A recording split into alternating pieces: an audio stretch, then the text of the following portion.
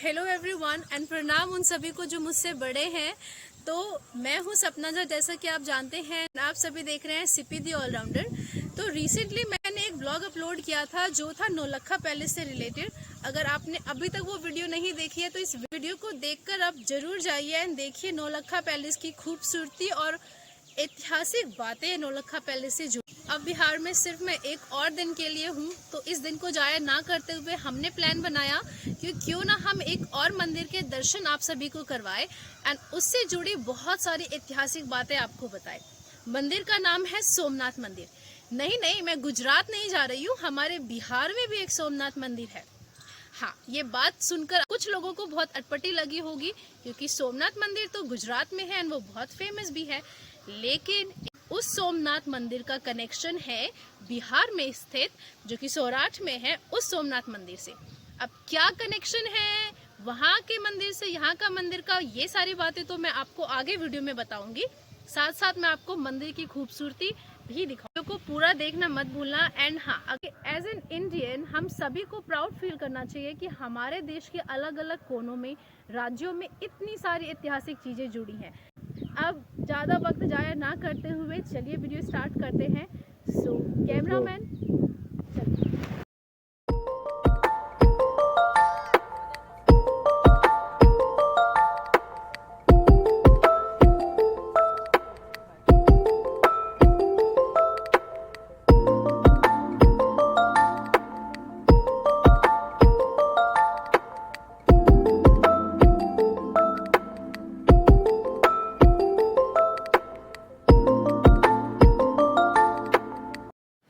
तो अब हम आ चुके हैं सौराठ, जहाँ पे है सोमनाथ मंदिर। आप देख सकते हो सोमनाथ मंदिर ठीक सामने। तो आज इस वीडियो में मैं आपको दो मंदिर ले जाने वाली हूँ, एक है सोमनाथ मंदिर और एक है मादेश्वर मंदिर। तो चलिए शुरू करते हैं सोमनाथ मंदिर से जुड़ी हुई ऐतिहासिक बातों से। देश के 12 ज्योतिर्लिंगों में से एक गुजरात के भगवान सोमनाथ का एक अंश बिहार के मधुबनी जिले में भी है। हाँ, मुझे पता है ये बात सुनने में आपको थोड़ी अटपटी लग रही होगी, लेकिन जब वहाँ पे आप लोगों से मिलोगे और इंटरनेट पे पढ़ोगे तो आप बिलीव करोगे। मधुबनी जिले के सौराठ में सोमनाथ महादेव का मंदिर है और नाम के अनुरूप ही स्थानीय लोग बताते हैं कि मंदिर में स्थापित शिवलिंग गुजरात के सोमनाथ से लाया गया है। शेखर चंद्र मिश्र द्वारा लिखी हुई किताब मिथिला तत्व विमर्श में एक कहानी भी दी गई है इसके पीछे, जो मैं आपको अभी बताने वाली हूँ। सोमनाथ मंदिर में मिथिला के दो पुजारी हुआ करते थे पहले, गंगा दत्त और भागीरथ दत्त। महमूद गजनी की हमले के बाद गंगा दत्त को एक दिन सपने में शिवजी आए और शिवजी ने आदेश दिया कि जो शिवलिंग सोमनाथ में है उसको कहीं और ले जाया जाए।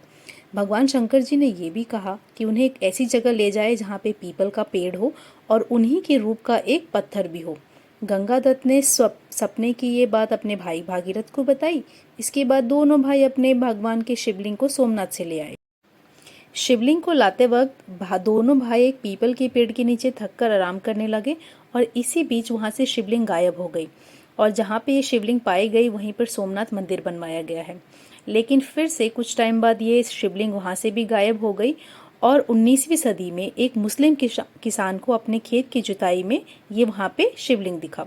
हल से जुताई करते समय शिवलिंग खंडित भी हो गया था और आप आज भी उस देख सकते हो खंडित अवस्था में। शेखर चंद्र मिश्रा एक और बात बताते हैं कि गर्मी के दिनों में भगवान शिव के जल शयन करने का प्रकरण इस क्षेत्र के अलावा कहीं भी नहीं दिखता है। जल शयन के बारे में मिश्र ने बताया कि बरसात से पहले किसी दिन अचानक ही मंदिर के गर्भगृह में पानी भर जाता था। काफी प्रयत्नों के बाद भी यह पानी यहाँ के लोगों से नहीं निकल पाता था। यहाँ तक कि कई बार मोटर से भी पानी भर के निकालने का प्रयास किया गया, लेकिन लोग असफल रहते थे। इसके अलावा शिवलिंग पर भक्तों द्वारा रोज चढ़ाए जाने वाले हजारों लीटर जल कहाँ जाता था, इसका कोई पता नहीं चलता। सोमनाथ मंदिर के पुजारी विश्वंसर झा ने बताया कि खंडवला कुल के महाराज माधव सिंह को एक मुसलमान किसान के खेत में शिवलिंग पाए जाने की सूचना मिली। उस समय उनका राज का दरभंगा से चलता था। दरभंगा राज ने ही शिवलिंग प्राप्ति स्थल पर भव्य मंदिर बनवाने और इस स्थान को धार्मिक स्थल घोषित करवाया। माधव सिंह द्वारा मंदिर बनवाए जाने के बाद इस स्थान का नाम सौराष्ट्र पड़ा। इससे पहले ये जगह रामनगर के रूप में जाना जाता था, जिसे राजस्व विभाग के भूमि रिकॉर्ड में भी देखा जा सकता है। कालांतर में यही सौराष्ट्र सौराठ कहलाया जाने लगा।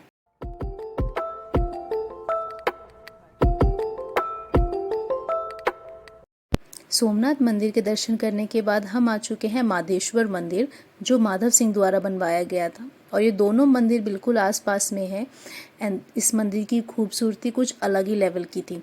अब मैं थोड़ी देर में पंडित जी से बात करूंगी और वो मुझे इस मंदिर से जुड़ी हुई बहुत सारी बातें बताएंगे। तो चलिए उनकी बातें सुनते हैं। ये 450 साल पुराना मंदिर है। एठमा सौराठ सभा हाल जुलाई के महीना में लागे छे। सौराठ सभा अखनो लागे छे ओ सौराठ सभा। अखनो लागे छे। अच्छा। और एठमा एहन पेड़ छलैया जे 1.25 लाख आदमी पूरे छलखिन हैं तो वो मौला जाय छलैया। एको पेड़ मुरझा जाइ छे। 1.25 लाख से ऊपर आदमी हो जाइ छे। 1.25 लाख आदमी पूरे छलखिन हैं तब। अच्छा।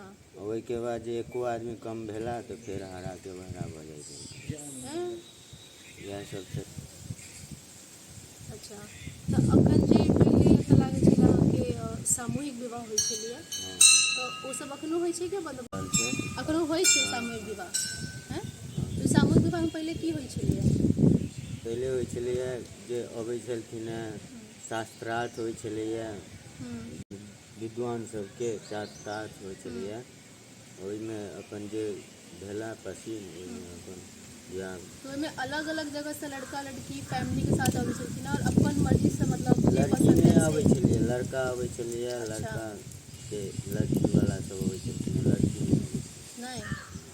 तो अभी पंडित जी ने जो मुझे बात बताई ये है कि यहाँ पे पहले सौराठ सभा लगता था, जिसमें लड़के एंड लड़की दोनों के फैमिली मेंबर्स आते थे दूर दूर एंड अलग अलग गांव से, और यहाँ पर आकर एक दूसरे से बात करते थे एंड सब चीज़ें जानने परखने के बाद रिश्ता फिक्स होता था और उनकी शादी की जाती थी। शादी यहाँ नहीं होती थी, यहाँ पर सिर्फ रिश्ता फिक्स होता था।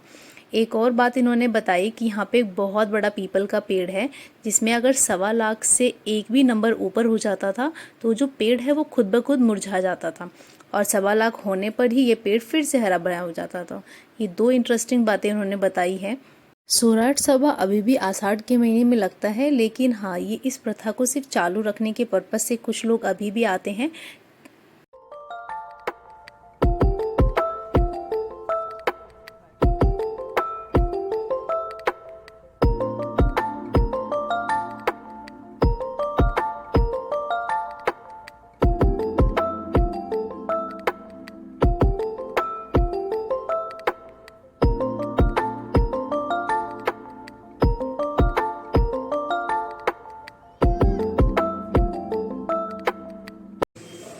कन्या के कन्हा पर चढ़ेने छथिन, कन्या के बेटा पर। अच्छा, तो ये छथिन कलयुग महादेव। हाँ, कलियुग पहले जे 450 साल पुराना बनल छै। हाँ।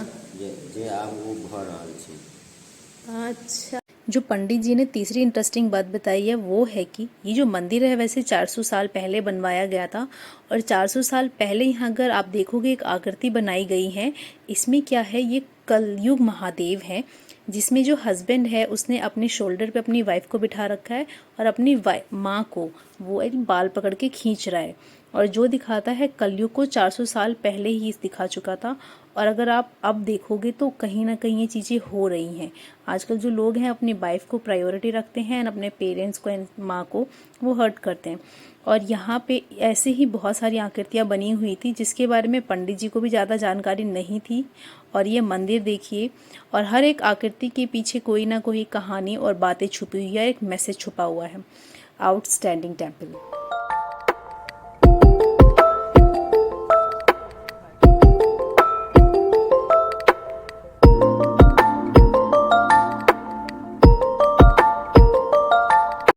तो जैसा कि आप सभी ने अभी देखा, यहीं के एक पंडित जी ने हमें इस मंदिर से जुड़ी ऐतिहासिक बातें बताई हैं।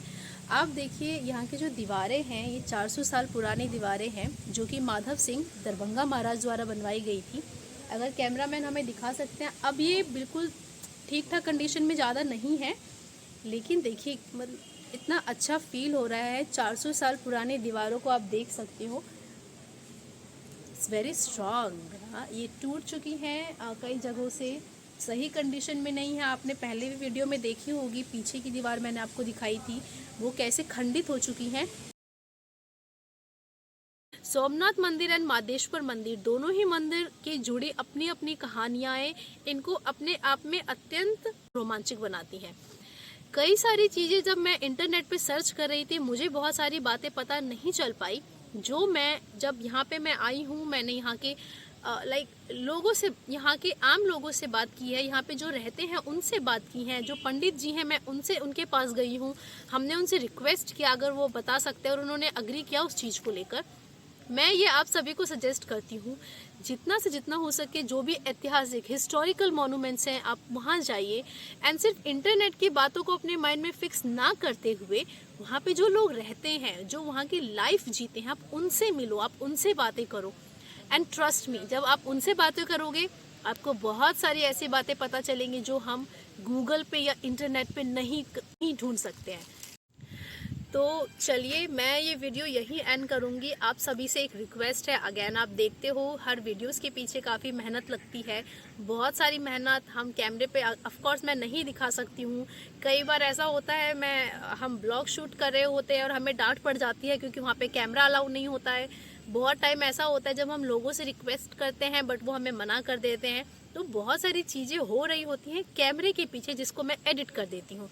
तो इसी हार्ड वर्क को अगर आपको अप्रिशिएट करना है, so do share my videos with more and more people, do subscribe to my channel, keep watching my videos and like करना मत भूलना, क्योंकि आपके लाइक्स एंड ब्यूटीफुल एंड प्यारे कमेंट्स मुझे मोटिवेट करते हैं।